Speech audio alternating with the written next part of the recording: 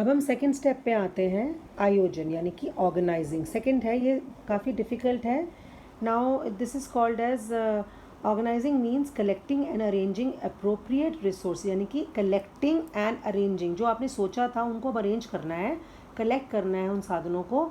Arranging various resources, dividing activities, assigning responsibilities in order to implement plans, this in an effective manner to achieve goals.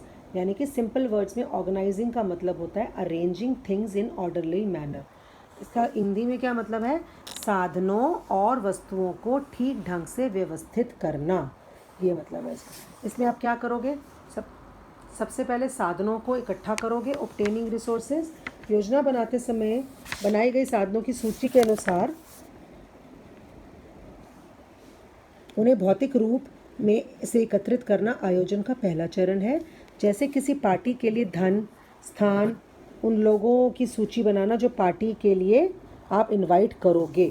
फिर है कार्य का विभाजन, division of work. इसके अंदर आप क्या करोगे? सभी लोगों को मैंने बताया अलग अलग काम दे दिया जाएगा। किसी को पकवान, किसी को कुकिंग का काम मम्मी को दे दिया, डेकोरेशन का काम भाई को दे दिया, बाहर से लाने का काम सामान पापा को दे दिया।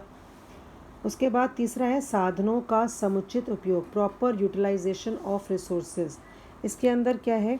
आपको पता है कि साधन लिमिटेड है, अनलिमिटेड नहीं है, ख़त्म हो जाएंगे अगर आप प्रॉपर यूज़ नहीं करोगे। घर में किसी पार्टी का आयोजन है तो पूरे आयोजन पे कितना खर्च का हिसाब रखना, ये भी किसी की ड्यूटी लगाती है। ये सारे पार्ट्स ऑर्गेनाइजेशन के हैं, आयोजन के हैं, यानी कि साधनों को एकत्रित करना, कार्य का विभाजन, साधनों का समुचित उपयोग, यानी कि यूटिलाइजेशन प्रॉपर होना चाहिए।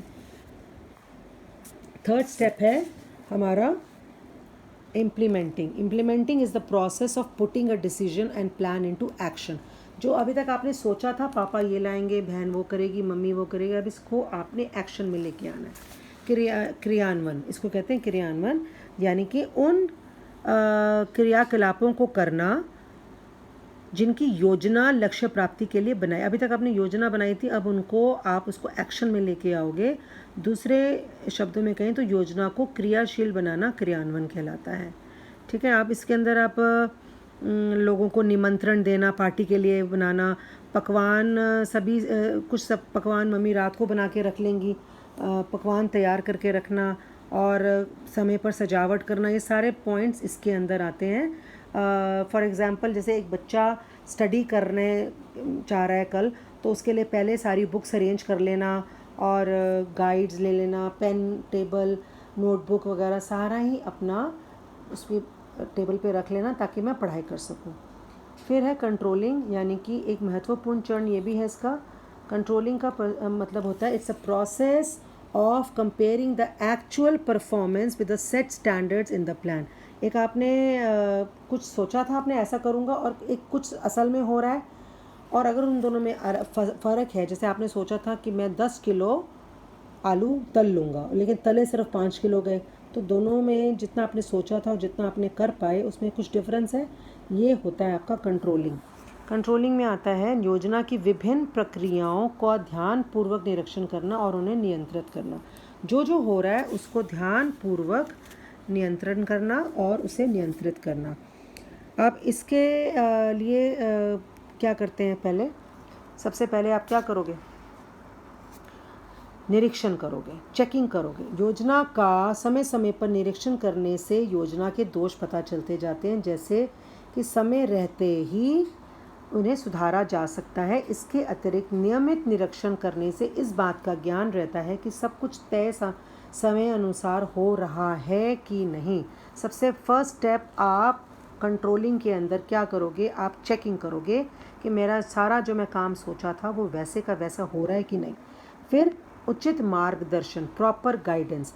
व्यक्तियों को दिए गए कार्यों को करते समय यदि उन्हें कोई परेशानी हो तो उन्हें गाइडेंस दोगे, मार्गदर्शन दोगे, उनकी यह परेशानी दूर की जा सकती है गाइडेंस देके। ऐसा करने से कार्य करने वाले व्यक्ति का मनोबल बना रहता है। किसी भी व्यक्ति का मार्गदर्शन उसकी कार्य क्षमता तथा व्यक्तिगत गुणों के आधार पर किया जाता है। तो आप क्या पढ़ रहे हो? आप कंट्रोलिंग पढ़ रहे हो। कंट्रोलिंग के आप सबसे पहले पॉइंट पढ़ रहे हो, निरीक्षण करोगे, फिर आप उनका गाइडेंस दोगे, उचित मार्गदर्शन करोगे, लास्ट में समायोजन करोगे यानी कि एडजस्टमेंट करोगे। कार्य करते समय नई अथवा आकस्मिक परिस्थितियों, कई बार ऐसी सिचुएशंस आ जाती हैं जिनके बारे में आपने सोचा नहीं है, तो आपने क्या करना है, एडजस्ट करना है। जैसे आपने प्लान किया था कि राजमा बनाएंगे, ठीक है, और राजमा बन भी गए, लेकिन 10 किलो राजमा 5 किलो राजमा बनाने थे, लेकिन जब बनाते बनाते डोंगा नीचे गिर गया और आपके पास रह गए सिर्फ 3 किलो चावल या राइस, सॉरी 3 किलो राजमा। आपने बनाने थे 5 किलो, रह गए 3 किलो, बाकी 2 किलो गिर गए। तो अब आप एडजस्ट करोगे कि नहीं करोगे, कि रोना पिटने शुरू हो जाओगे? नहीं ना, एडजस्टमेंट यानी कि समायोजन। कोई प्रॉब्लम आती है, कई भी आपने जो योजना बनाई है, पकोड़े की योजना बनाई और समय की कमी चलते आप नहीं कर पाए, तो ये थोड़ा ना कि आप रोने बैठ जाओगे। पकोड़ों के स्थान पर जल्दी जल्दी आप सैंडविच बनाकर परोस सकते हैं, अन्यथा रात का भोजन तैयार करने में देरी हो सकती है। मतलब आपने एडजस्टमेंट कर ली, एक चीज़ ख़राब हो गई तो दूसरी चीज़ का आपके पास एक अल्टरनेटिव होना चाहिए। लास्ट हम स्टेप आते हैं एवैल्यूएशन पे। योजना के अनुसार कार्य की पूर्ति और लक्ष्यों की प्राप्ति की जांचना ही मूल्यांकन कराता है। Evaluation means judgement of the plan executed on the basis of its success और फेलियर। एग्जीक्यूशन बेटा मतलब हो, इवैल्यूएशन का मतलब है मूल्यांकन। जो भी आपकी पार्टी जैसे भी गई, रात को इकट्ठे बैठ के आपने डिस्कस किया कि हमारी क्या क्या गलती थी, हमें इतने सारे राजमा नहीं लेने चाहिए थे, हमें 3 किलो में ही रखने चाहिए थे, बहुत सारी सब्जियां, किसी और से काम हो जाता। तो इवैल्यूएशन यही करना है आपने।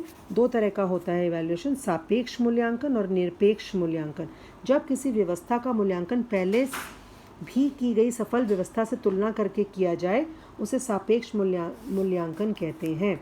सापेक्ष का मतलब होता है रिलेटिव इवैल्यूएशन। जब आप पहले आपने कभी बर्थडे पार्टी मनाई होगी और वो बहुत अच्छी सक्सेसफुल रही, तो आप आज वाली बर्थडे पार्टी का जो कंपैरिजन, तुलना है पिछली पार्टी से कर रहे हो, उसको कहते हैं सापेक्ष मूल्यांकन। दूसरा है निरपेक्ष मूल्यांकन, एब्सोल्यूट इवैल्यूएशन, जिसके अंदर जब किसी व्यवस्था का मूल्यांकन बिना तुलना के केवल लक्ष्य के आधार पर, लक्ष्य मतलब इस बार आपने सोचा था कि आप 8 बजे तक सारे गेस्ट को खाना खिला दोगे, इस पिछले बार से कंपेयर नहीं कर रहे। इस बार आपने सोचा था कि हमारी पार्टी 10 बजे तक ख़त्म हो जाएगी और सारा सामान बचेगा भी नहीं, लेकिन आपका ऐसा नहीं हुआ, गेस्ट भी 12 बजे गए, लेट गए और आपका सामान भी बच गया। तो इसको कहते हैं निरपेक्ष मूल्यांकन। जब आपने जो इस बारी के लिए सेट किया था उसके हिसाब से अगर आपकी पार्टी प्रॉपर नहीं, लक्ष्य की प्राप्ति हुई कि नहीं हुई, तो इसको कहते हैं इवैल्यूएशन।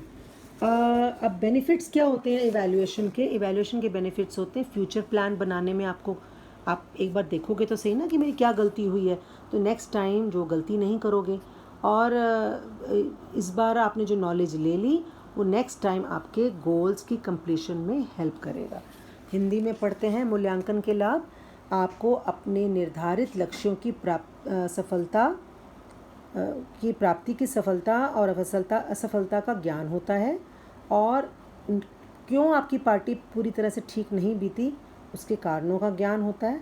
भविष्य में बनाई जाने वाली योजनाओं में सहायता मिलती है, और उचित मूल्यांकन द्वारा ज्ञात लक्ष्य की पूर्ति अथवा आपूर्ति से संतुष्टि और असंतुष्टि की प्राप्ति होती है, जो नई कल्पना व सूझबूझ प्रदान करती है।